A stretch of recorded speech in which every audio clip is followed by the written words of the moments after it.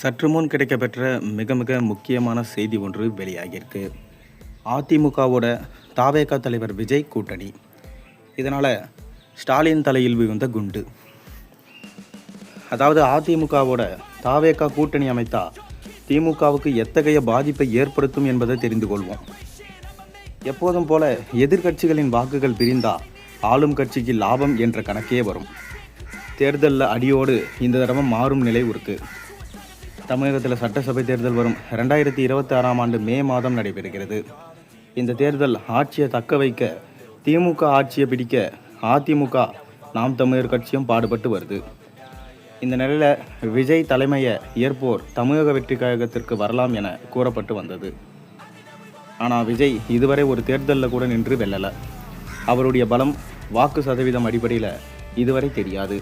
விஜய் கூட்டம் கூடலாம், ஆனால் அவையெல்லாம் வாக்குகளாக மாறுமா என்ற கேள்வி எழுந்திருக்கு. இந்நிலையில் தற்போது கரூர் கூட்ட நெரிசலில் சிக்கி 41 பேர் பலியான சம்பவம் விஜய்க்கு எதிராக திரும்பியிருக்கு. என்னதான் பாதிக்கப்பட்ட மக்கள் கோபப்பட்டாவிட்டாலும் மற்றவர்களுக்கு விஜயின் செயல்பாடுகள் பிரச்சாரத்தில் அக்கட்சியினர் செய்யும் அராஜகங்களை பார்த்து கொண்டு தான் இருக்காங்க. இதனால் வாக்கு அரசியல் வெற்றி பெற விஜய் அதிமுகவோட கூட்டணிக்கு செல்வார் என்ற பேச்சு இருந்திருக்கு. அதிமுக மற்றும் தாவேகா கூட்டணி அமைந்தால் தமிழ்நாட்டின் தேர்தல் களத்தில் முக்கியமான மாற்றங்கள் நிகழ வாய்ப்பு இருக்குது. குறிப்பாக 2026 சட்டமன்ற தேர்தலில் ஆளும் திமுகவின் வெற்றி வாய்ப்புகள் இந்த கூட்டணியால் பெரிதும் பாதிக்கப்படலாம். நடிகர் விஜயின் தாவேகா கட்சி இளம் வாக்காளர்கள் மற்றும் நகர்ப்புற பகுதிகளில் வலுவான ஆதரவை பெற்றிருக்கு. இந்த வாக்காளர் பிரிவுகள் பாரம்பரிய கட்சியான திமுகவின் பலம் பொருந்தியவை. அதிமுகவோட தாவேகா கைகோர்த்தா திமுகவுக்கு எதிரான வாக்குகள் ஒன்றிணைக்கப்பட்டு எதிர்கட்சிகளின் வாக்குகள் சிதறுவது தடுக்கப்படும். இது திமுகவுக்கு பெரும் சவாலாக அமையும்.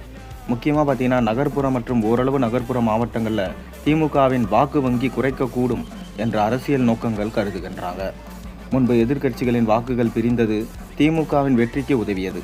ஆனால் அதிமுகவின் பாரம்பரிய கிராமப்புற ஆதரவும் தாவேகாவின் வளர்ந்து வரும் நகர்ப்புற ஆதரவும் இணைந்தா அது திமுகவை அனைத்து மாவட்டங்களிலும் எதிர்க்கும் சமநிலை கூட்டணியாக உருவெடுக்கும். வருகிற 2026 சட்டமன்ற தேர்தலில் திமுக கூட்டணி அதிமுக கூட்டணி இடையே கடும் போட்டி நிலவும். அது மட்டும் இல்லாமல் தேர்தல் பிரச்சாரம் எப்படி நடக்கிறது என்பதை பொறுத்தே இதன் இறுதி விளைவு இருக்கும் என்று அரசியல் பார்வையாளர்கள் கணிச்சிருக்காங்க. இன்னும் 6 மாதம் தானே, விஜயின் செல்வாக்கு என்ன என்பதை தெரிந்து கொள்ளலாம், அதுவரை பொறுத்திருந்து பார்க்கலாம் என திமுக பொறுத்திருந்திருக்கிறாங்க. ஆனாலும் ஸ்டாலின் தலையில் இடி விழுந்தது போல தற்போது கூட்டணி அமையும் என்று எதிர்பார்க்கப்படுது.